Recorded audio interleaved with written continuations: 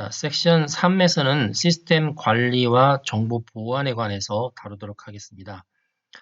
정보 처리 기사 또 산업기사 실기편이 개정이 되면서 많이 강조된 부분이 이 부분입니다. 그래서 상당히 많은 신조어들이 나오고 있고요. 그래서 그 용어에 관한 설명을 물어보는 질문이 나올 수도 있고, 또 이게 이제 시스템 관리이기 때문에 관리에 관한 여러 가지 상황들을 묻는 또 구체적인 질문들이 나올 수가 있습니다. 그래서 용어 이해뿐만이 아니라 때에 따라서는 그 업무의 내용도 절차나 과정들도 이해하실 필요가 있을 것 같습니다. 중요한 부분들을 알아보도록 하겠습니다. 먼저 AE라고 되어 있습니다. Authentication Exchange라고 되어 있죠. 그래서 인증 교환이라고 번역을 했는데 그 사용자 신분을 인증하는 과정을 수행하려면 그 인증 정보를 이제 교환을 해야 됩니다. 주고받아야 되는데 이게 노출되면 안 되죠. 그래서 암호 방식을 사용하거나 그 메시지 인증 코드를 주로 많이 사용을 하게 됩니다. 그래서 이제 메시지 인증 코드를 사용할 경우는 메시지에 이제 그 순서 번호가 이렇게 올바로 도착했는지 확인하는 그런 내용들도 가지고 있습니다. 자, 안티 디버깅이라는 게 있습니다. 디버깅을 하지 못하도록 하는 기술이죠. 자, 이 디버깅을 할 경우에 프로그램의 기능을 거꾸로 추적하거나 내지는 이제 변조할 수 있기 때문에 이것을 못하도록 하는 게 안티 디버깅이고요. 특히 이제 역공학, 리버스 엔지니어링이라는데 역공에서 이 소프트웨어 저작권 침해를 예방하기 위해서 이런 안티 디버깅 기술을 사용을 하고 있습니다. 역공학에 대한 설명 옆에 잠깐 나와 있죠. 이미 제작해서 배포되어 있는 시스템을 거꾸로 추적해서 원본 문서나 소스 코드나 알고리즘이나 이런 기술들을 거꾸로 유출하는 그런 기술을 역공학이라고 하고요. 원래는 이제 소프트웨어 유지보수하는 과정에서 나왔고 또 지적재산권을 불법으로 침해하는 기술로 악용이 될 수 있기 때문에 이 역공학에 이제 대비한 기술이 이 엔티티버깅 중에 하나라고 볼 수가 있습니다. 자, APT 공격은 신기술에서 설명을 하고 있는데 Advanced Persistent Threat라고 이야기를 했습니다. 전산 영어에도 나옵니다. 지능형 타깃 지속 공격이라고 되어 있고요. 여러 가지 IT 기술하고 해킹 방법들을 이제 종합적으로 활용해서 특정한 타깃에 관해서 꾸준히 해킹을 하는 겁니다. 그래서 이제 이루어지는 과정들을 보면 다음과 같습니다.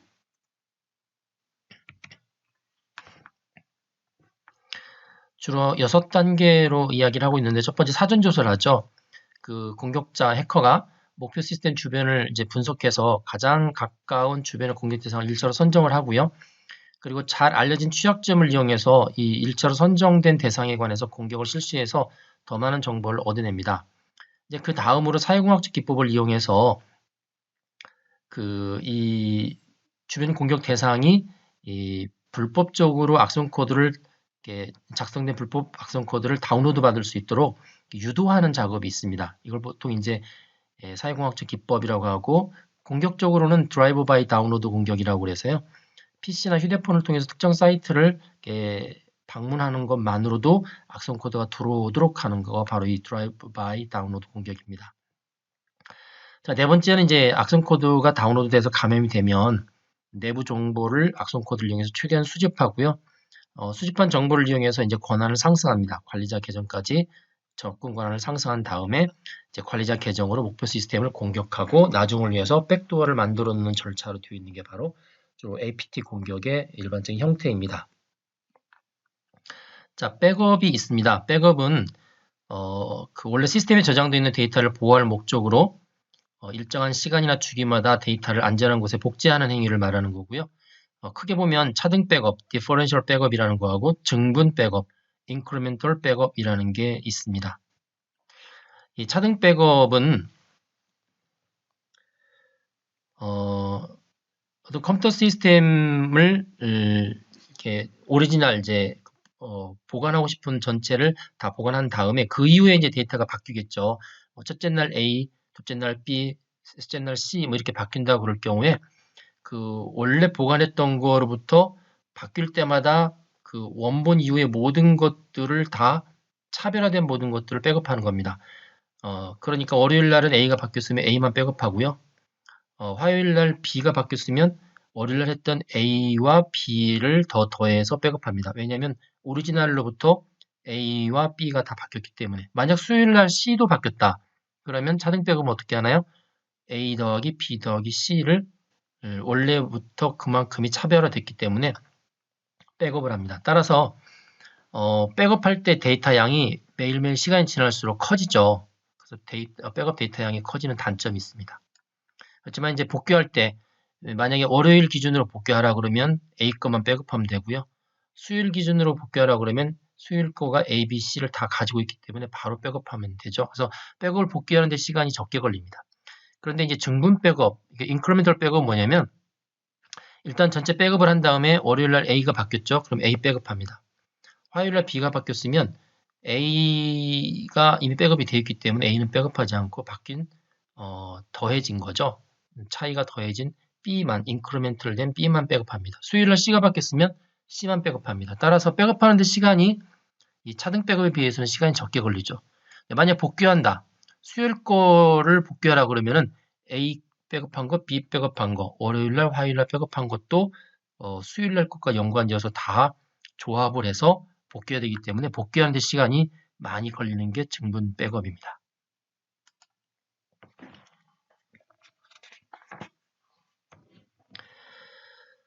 자, 빅데이터에 대한 이야기가 많이 나옵니다. 요즘 이제 4차 산업혁명 가운데서 가장 큰 키워드를 또 형성하고 있는 게 빅데이터인데 말 그대로 데이터가 굉장히 많이 생기는 거죠.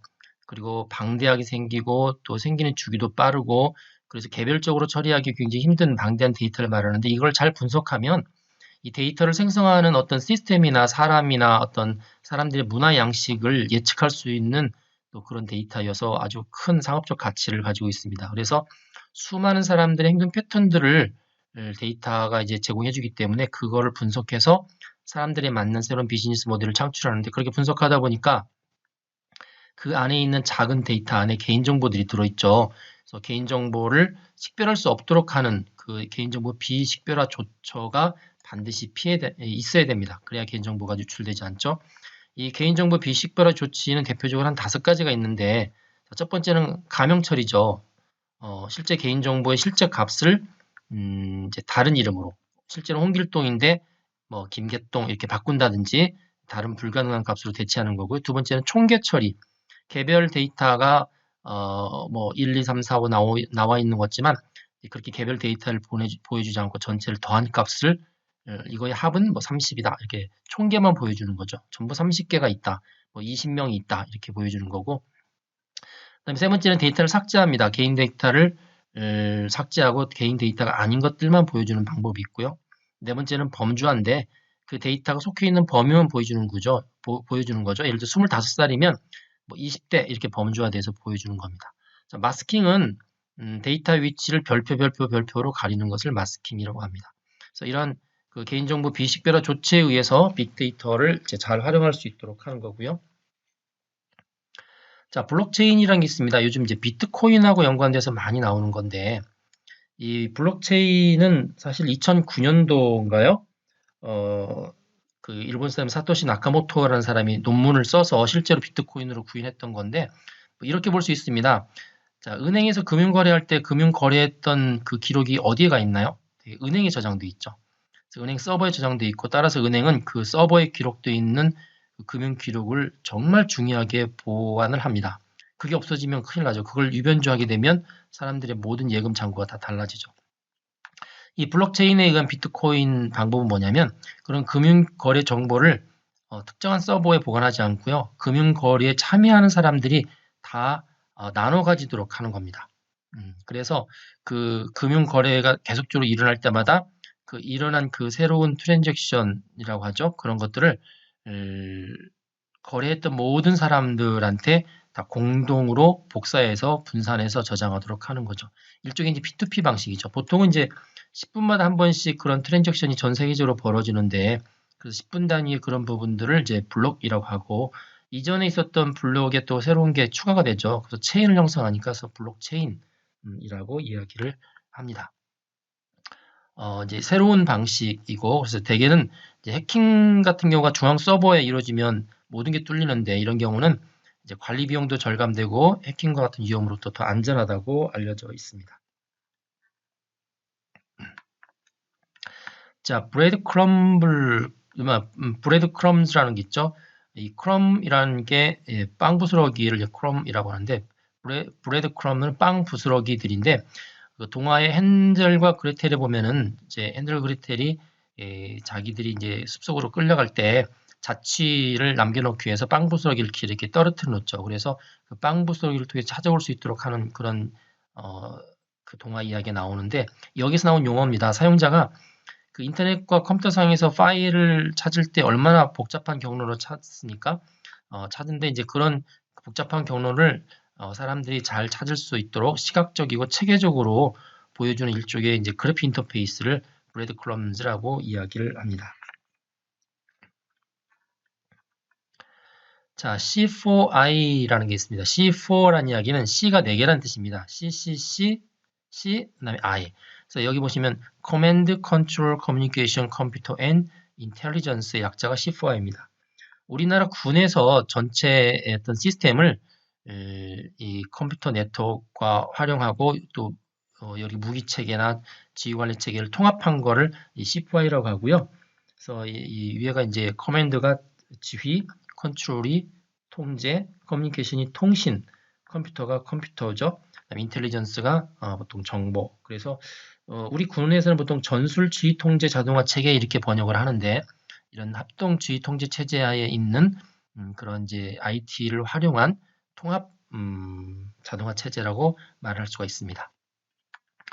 자, 캡차라고 발음합니다. 한글로는 자동 계정 생성 방지 기술. 그래서 아마 여러분들이 사이트 가입하실 때 이게 컴퓨터에 의해서 자동으로 가입되는 사람인지 진짜 그 사람이 사람이어서 가입하는 건지 확인하기 위해서 이러한 문자 코드를 주고 입력하라고 하죠. 이걸 보통 캡차라고 합니다.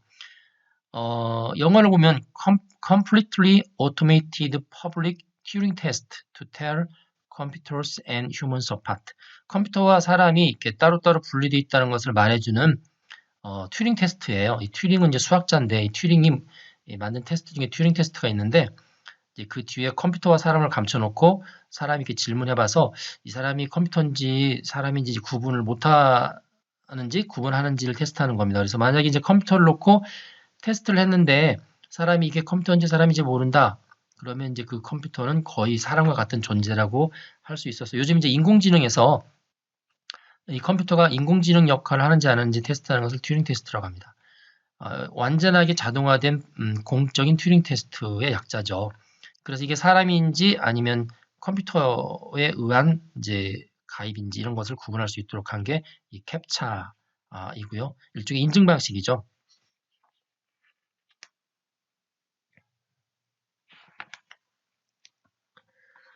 자, 이제 뒤쪽으로 쭉 넘어가서요. 자, CSRF라는 게 있습니다. Cross Site Request Forgery라고 그러죠. 사이트를 넘나들면서 그 요청을 변조하는 건데 저 뒤에 오면 XSS라서 크로스 사이트 스크립트라는 것과 공격이 상당히 유사합니다.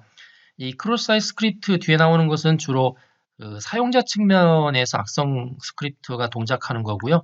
여기 CSRF는 서버에서 이 스크립트가 동작합니다. 밑에 그림을 보시면 공격자가 이 크로스 사이트 리퀘스트 포저리가 포함되어 있는 자료를 이제 업로드 해놓으면 이제 피해자가 그걸 이제 다운로드하죠. 다운로드하는 순간 그 요청이 서버로 가서 이 스크립트가 서버에 실행이 돼서 피해자의 어떤 정보를 빼내거나 공격을 하는 거가 바로 크로스 사이트 리퀘스트 포저리가 되겠습니다.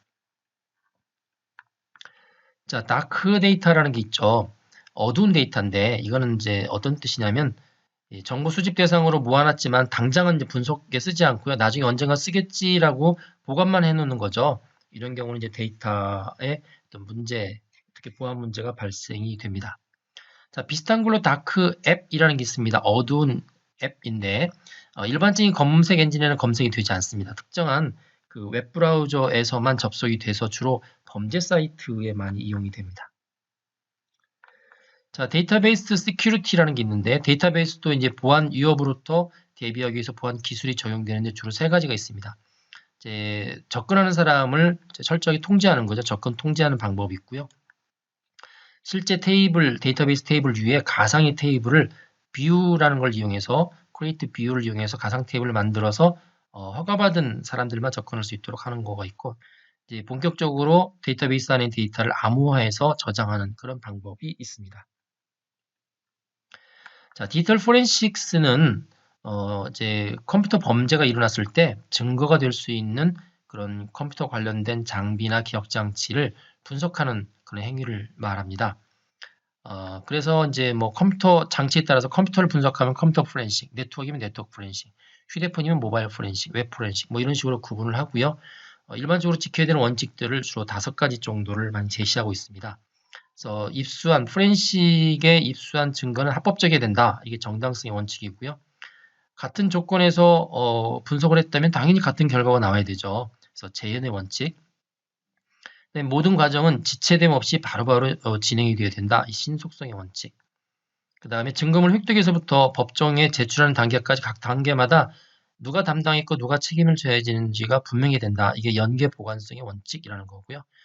수집된 증거에는 유변조가 이루어지면 안 된다. 이게 무결성의 원칙이라는 게 있습니다. 자, DLP라는 게 있죠. 데이터 리퀴지 프로벤션 또는 데이터 로스 프로벤션이라고 해서 어느 조직 내에서 조직 외로 정보가 유출되는 것을 방지하는 이제 그런 대책 기술을 말합니다. 이 DLP에는 주로 기능을 4가지 갖고 있는데 접근 통제, 내부 정보를 이렇게 그룹핑해서 내부에 어떤 사람들이 어떤 정보에 접근하는지 이제 통제를 하는 거죠. 그다음에 암호화, 문서를 암호화해서 이제 바깥에 유출이 되어도 내용이 나가지 않도록 하는 거고요. 그다음에 필터링, 내부에서 외부로 나가는 문서와 데이터는 무조건 내보내는 게 아니라 어떤 규칙에 의해서 걸러낸다는 겁니다. 그다음에 감시, 이 내부 유출의 가능성이 있는 모든 프로세스에 대해서 감시하고 필요한 경우에 기록을 남긴다라는 뜻이 되겠습니다.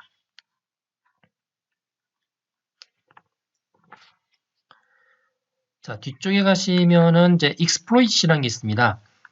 exploit은 그 컴퓨터 시스템이나 소프트웨어 같은 것들이 전혀 예상하지 못했던 이제 이상한 행동을 하도록 일부러 만들려고 그 시스템의 취약한 점, 보통 vulnerability라고 하거든요. 취약한 점이나 버그를 악용하는 행위나 또 그렇게 한 결과물을 exploit이다라고 이야기하고요. 뭐 도스라든지 뭐 이런 것들이 다 악성 코드 이게 다 exploit의 한 형태로 볼 수가 있습니다. 자, 하둡이라는 게 있습니다. 이 하둡은 실제 이제 그 저장 장치에 관한 부분들인데, 파일 시스템입니다. 분산 파일 시스템인데, 이 PC처럼 이제 가격이 좀 싼 컴퓨팅 서버죠.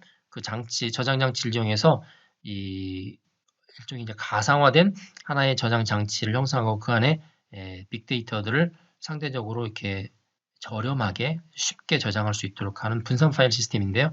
2004년에 미국 프로그래머였던 더그 커팅이라는 사람이 이 방대한 데이터를 저장하고 처리하기 위해서 만든 분산 파일 시스템이고요. 내부적으로는 구글의 그 맵 리듀스라는 기술 등을 활용해서 만들고 있습니다. 자, 하니팟은 꿀단지죠. 꿀단지입니다. 그래서 이렇게 꿀을 열어놓고 이제 벌들을 유인한다. 뭐 이런 개념을 가지고 있는데 보안에 위협이 될 만한 것들을 사전에 대응할 목적으로 해커들한테 여기 해킹했으면 좋겠다. 악성 코드 같은 경우에 여기 악성 코드를 깔았으면 좋겠다라고 생각하기 쉬운 그런 사이트를 일부러 만들어 놓습니다. 그래서 고의로 유도해 가지고 그곳에 해킹하거나 악성 코드를 이제 감염시키는 거를 유도해서 그래서 어떻게 행동하는지를 분석하고 예방하는 것을 보통 하니팟이라고 부릅니다. 자, IAM이라고 되어 있죠. Identity and Access Management. 계정 접근 관리라고 되어 있는데 어떤 기업이나 조직의 전체 구성원들이 이 컴퓨터를 접근할 때 자기의 신분을 가지고 접근하잖아요. 그래서 그런 신분과 관련돼서 이거를 통합 인증해주고 또 접근 관리를 자동화시켜주고 계정 관리도 자동화시켜주고 여러 가지 로그 관리도 해주는 그런 통합적인 접근 계정에 대한 접근 관리를 하는 게 IAM이다라고 이해하시면 될 것 같습니다. 자, INDECS 발음하면 인덱스죠. 보통 이제 우리가 찾아보기 하는 인덱스하고 발음이 비슷한데 Interoperability of Data in E-commerce System. 전자상거래 시스템에서 데이터 간의 상호 연동성을 위한 목적으로 하는 건데, 전자상거래 시스템에서 이제 디지털 콘텐츠가 이렇게 그 상거래 대상이 될 때 저작권을 보호할 목적으로 이 디지털 콘텐츠의 저작권의 계약, 판매, 처리 뭐 이런 모든 과정들에 관해서 어떻게 운영할지 그 필요한 이제 관리 데이터, 그걸 메타데이터라고 합니다. 메타데이터에 관한 어떤 통일된 형태의 프레임워크를 인덱스라고 부릅니다. 자, 인터넷 스트라이크 아웃이라는 게 삼진 아웃이죠. 불법 복제라든지 뭐 음란물이라든지 악성 코드라든지 뭐 이런 것들을 3번 이상 경고받은 사람을 해당 사이트에서 사용 정지를 시키는 그런 관례적인 규제가 인터넷 스트라이크 아웃 제도라고 보시면 됩니다. 자, ISMS 정보보호 관리체제, 영어로는 Information Security Management System인데 회사처럼 큰 조직에 있는 정보 자산을 주먹구구시로 관리하는 게 아니고요. 체계적으로 신뢰성 있게 정보보호 활동을 지속적으로 하는 운영 관리 체제를 ISMS라고 하고요. 자, 우리나라 같은 경우는 2002년부터 도입을 했고 이게 전 세계적인 추세입니다. 그래서 국제적으로는 ISO 27001이 우리나라의 ISMS에 해당되고 영국은 BS 77991, 독일은 BSI에 해당이 되고 있고요. 흔히 말해서 보통 CIA라고 하죠. 정보자산의 기밀성, 무결성, 가용성을 달성할 수 있도록 어떤 위험이 닥칠 경우에 어떻게 그거에 대해서 예비로 예방을 하고 또 그 일이 벌어졌을 때 어떻게 사후 처리냐 하는 과정들을 쭉 시나리오를 작성해서 실제로 운영하도록 하는 게 ISMS가 되겠습니다. 자, 킬 스위치는 이제 스마트폰을 잃어버렸을 때 그 안에 개인정보가 많이 들어가 있죠. 개인정보를 유출하지 못하도록 하기 위해서 원격으로 원래 주인이 기기를 정지시키는 기능을 이제 킬 스위치라고 이야기를 합니다. 자, 랜드 어택이라는 게 있습니다. 랜드 어택은 이제 그 서비스 거부 공격의 일종인데 패킷을 어느 곳에 보낼 때 출발지의 주소하고 도착지 주소를 동일하게 합니다. 그렇게 되면 그 패킷을 받은 쪽에서 도착지 주소로 어크날리지나 싱크 패킷들을 싱크 어크날리지 같은 걸 계속 보내야 되는데 그게 바로 자기 자신이죠. 동일하게 했기 때문에. 그래서 자기 자신한테 계속 보내서 루핑에 빠져서 결국 서비스 거부 상태가 되도록 만드는 게 랜드 어택이라고 보시면 됩니다. 리라는 게 있습니다. LEA, Lightweight Encryption 알고리즘인데 이건 우리나라의 국가보안기술연구소에서 개발한 블록 암호 기술입니다. 세계 표준인 AES보다 2배 정도 속도가 빠르고 코드 크기도 작고 전력 소모량도 줄일 수 있는 것으로 알려져 있는 국산 암호 기술입니다. 자, MC 파인더에서 MC는 malicious 코드입니다. 악성 코드를 찾아내는 거죠.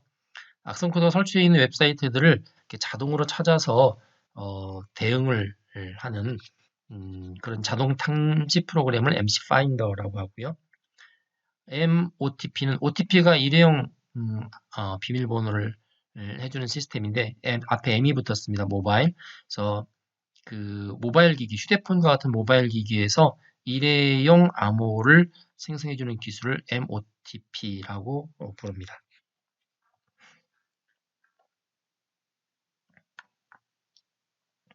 자, 네트워크 아이솔레이션, 망 분리라고 합니다.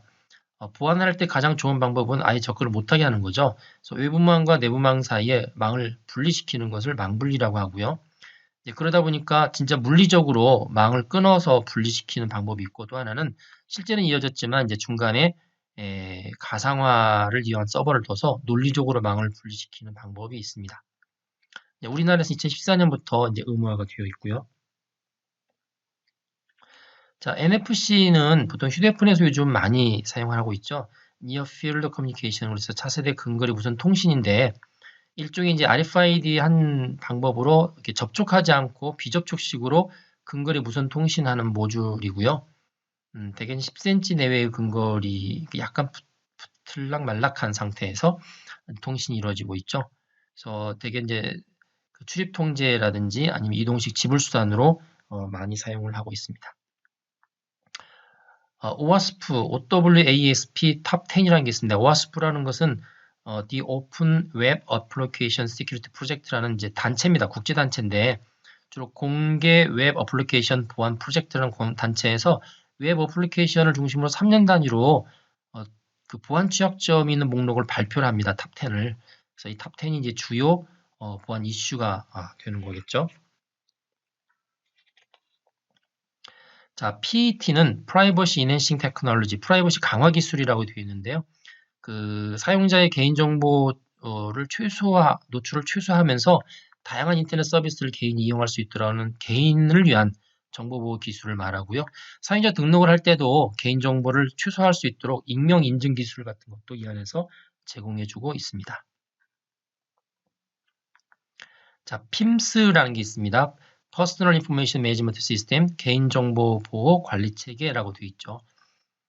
그래서 그 고객의 개인정보를 다루는 기업에서 고객의 개인정보를 안전하게 다룰 수 있도록 구축한 체계를 말하고요. 정부에서 그 각 기업의 이 PIMS에 관해서 인증 체제를 하고 있습니다. 그래서 이게 세계 분야 119개의 점검 항목을 두어서 그 기업이 고객의 개인정보를 잘 다루고 있는지 점검을 하죠. 그래서 이거를 PIMS, 여기 알파벳이 바뀌었는데 PIMS, PIMS 인증제라고 이야기를 합니다. 자, ping of death라는 게 있습니다. 인터넷 명령 중에 ping이 있죠. 어떤 사이트로부터 패킷을 보내서 살았는지 죽었는지 이게 어크날리지를 받는 이제 그런 명령인데 ping을 통해서 이 ICMP 패킷을 보냅니다. 근데 정상보다 큰 패킷을 보내게 되면 라우팅을 거치는 동안에 이게 작은 조각들로 분해가 돼서 전송이 되거든요.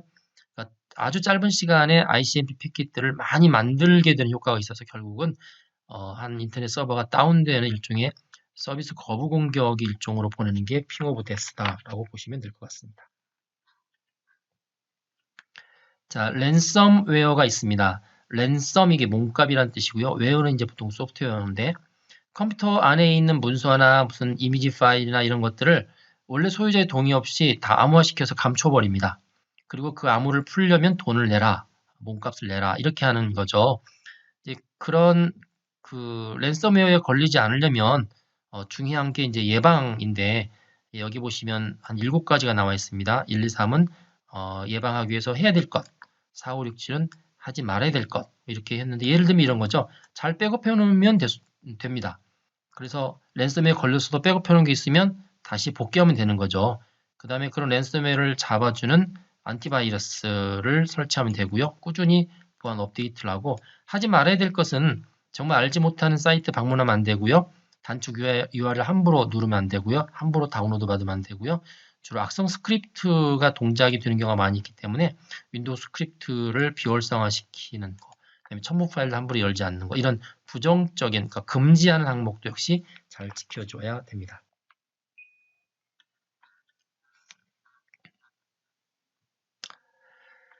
자, 여기 RPO가 있습니다. Recovery Point Objective라고 되어 있는데 우리말로 번역할 때 objective가 목적입니다. 목표.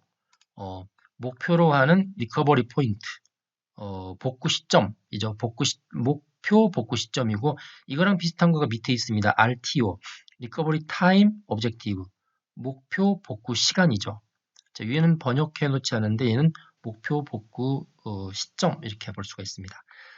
이 두 개가 어떤 차이가 있냐면 보통 업무 영속성, 업무가 어떤 재난을 당했을 때 꾸준히 이루어질 수 있도록 하기 위해서 측정하는 지표 중에서 대표적인 지표입니다.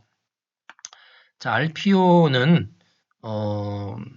실제 이제 그 어떤 이제 재난이 발생했을 때 그 재난에서 과거로 어느 시점까지 이렇게 돌아가야 되는 그 시점을 정해주는 거가 바로 이 RPO입니다. 그래서 예를 들어서 재난이 발생했을 때 한 4시간 전, 뭐 3시간 전, 1시간 전, 가까운 건 30초 전, 뭐 이렇게 돌아가서 그때부터 이제 정상화되는 거죠. 그래서 과거에 재난을 받기 지점의 시점으로 돌아갈 수 있도록 특정한 이제 시한을 정해주는데 그거를 RPO라고 하죠. 예를 들어서 RPO가 4시간이면 재난이 발생하고 나서 그 4시간 전 그 이후 5시간, 6시간, 7시간은 다 데이터가 괜찮게 나오는 거고요. 4시간 이후, 4시간 이내는 좀 불안하죠. 그래서 이 RPO 타임은 가급적 재난이 발생한 시점부터 그 짧은 쪽으로 짧은 시간이 있을수록 훨씬 재난으로부터 복구하는 능력이 뛰어나다 이렇게 평가할 수 있고요. 그 다음에 RTO는 뭐냐면 재난이 이제 발생을 했을 때 어느 정도 시간이 지나면 복구가 되겠죠. 그 복구할 수 있는 그 최소한의 시간입니다. 그래서 복구하는데 걸리는 시간. 지금 재난이 발생했으면 앞으로 20초 후에 복구된다. 내지는 1시간 뒤에 복구된다. 이제 그런 그 목표 시간을 RTO라고 합니다. 따라서 RPO와 RTO는 재난이 발생했던 현재 시점을 기준으로 했을 때 RPO는 그 허용할 수 있는 과거의 최대 허용 시점이고요. 그러니까 정상적으로 문제가 없었던 시점이고 RTO는 다시 복구가 돼서 다시 정상적으로 돌아가는 가장 가까운 미래의 시점으로 볼 수가 있습니다. RPO는 과거의 시점, RTO는 미래의 시점이라고 볼 수가 있습니다.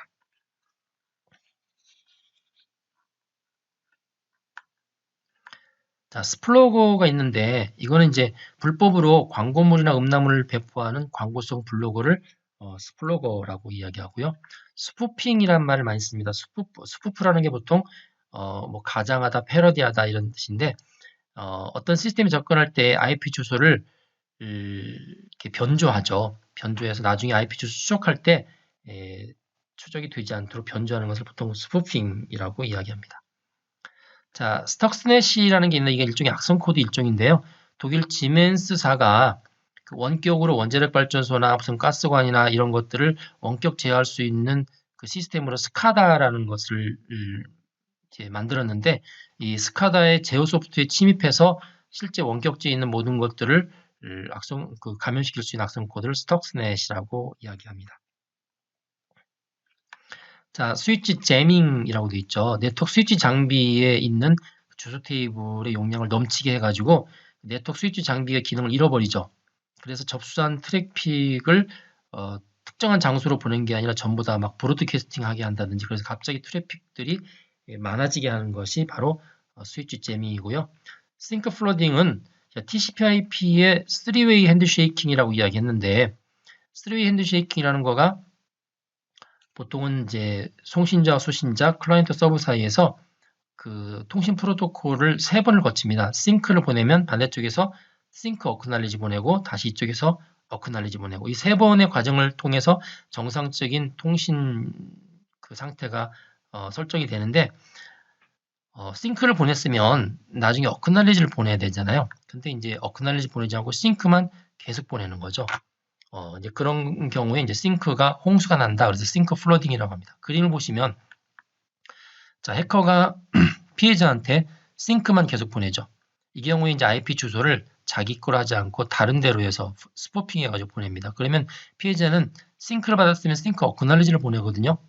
싱크 어크날리지를 보냈는데 스포핑했기 때문에 엉뚱한 데 갑니다. 그럼 엉뚱한 데 간 이 컴퓨터는 당연히 3웨이 핸드쉐이킹에 의해서 싱크 어크날리지 이 3개가 와야 되는데 어크날리지를 보내지 못하죠.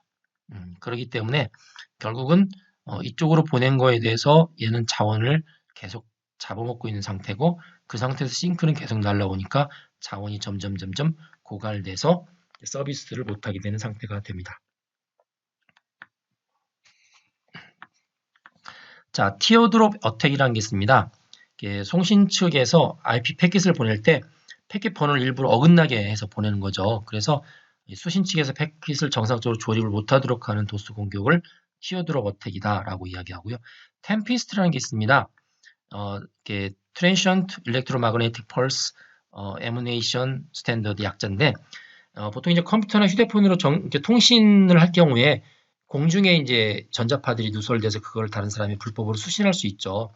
그래서 이제 이런 불법 수신을 막는 거가 바로 템피스트라고 보시면 될 것 같습니다.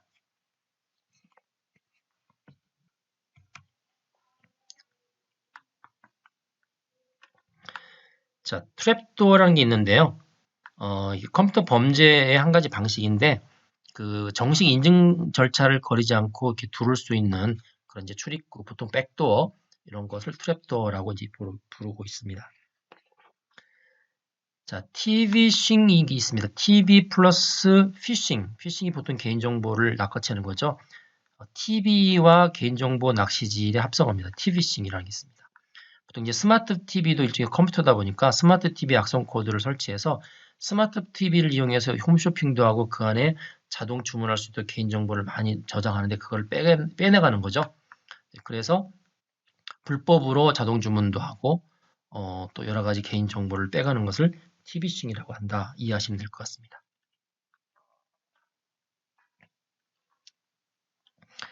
자, 웹이라는 게 있습니다. WEP, Wired Equivalent Privacy가 있고요. 얘하고 쌍벽을 이루는 게 WPA라는 게 있습니다. Wi-Fi Protected Access. 자, 둘 다 그 무선 랜에서 그 보안 문제와 프라이버시를 침해하기 위해서 이렇게 기술을 더 도입한 건데요. WEP가 나왔는데 이게 이제 그 1997년에 제정되어 있는데 암호 문제가 있다고 그래서 이제 이 부분이 요즘 이제 많이 쓰고 있지 않고 WPA로 많이 바뀌었습니다. Wi-Fi Protected Access, WPA2도 나왔고요. 그래서 주로 무선 랜에서 보안을 강화시킨 프라이버시 침해를 예방하기 위한 거가 WEP, 그걸 개선한 게 WPA다 라고 이해하시면 될 것 같습니다. 자, 크로스 사이트 스크립팅이 나왔죠. 그 크로스 사이트 리소스 포저리하고 비교를 했었는데 공격자가 미리 이제 악성 코드를 이렇게 작성을 해서 이렇게 올려놓게 되면 이제 그거를 사용자가 뭣도 모르고 접근하죠. 접근하면 이제 이 악성 코드 그 크로스 사이트 스크립트가 사용자 측에서 실행이 돼서 피해를 보게 되는 그런 공격 중에 하나입니다. 그래서 이제 이거에 의해서 피해자의 쿠키가 전달되거나 아니면 뭐 악성 코드 사이트로 강제로 이동되거나 그렇게 되는데 그림을 보시면 이렇습니다. 서버에 크로스 사이트 스크립트를 업로드를 해놓죠, 해커가. 그러면 이제 피해자가 모르고 접근을 하죠. 그 스크립트가 전송이 되면 사용자의 웹브라우저 상에서 크로스 사이트 스크립트가 실행이 되고 그래서 그 결과에 의해서 쿠키가 나가거나 아니면 사용자의 웹브라우저가 악성 코드 사이트로 강제로 이동하거나 그렇게 이야기가 진전이 됩니다.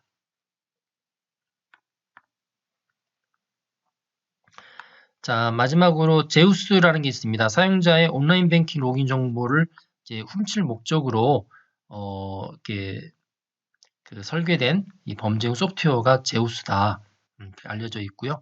주로 금융거래 명세서를 훔치고 자동 결제 시스템이나 급여 시스템에서 인가받지 않고 거래가 이루어지도록 하는 게 제우스다라고 알고 계시면 될 것 같습니다. 자, 보안과 시스템 관리에 관해서 그 관심을 가질 수 있는 부분들을 중심으로 설명을 드렸고요. 설명하지 않은 부분들은 여러분들이 교재를 보시면서 이해를 하시면 특별히 어렵지 않게 이해할 수 있을 거라고 생각이 됩니다.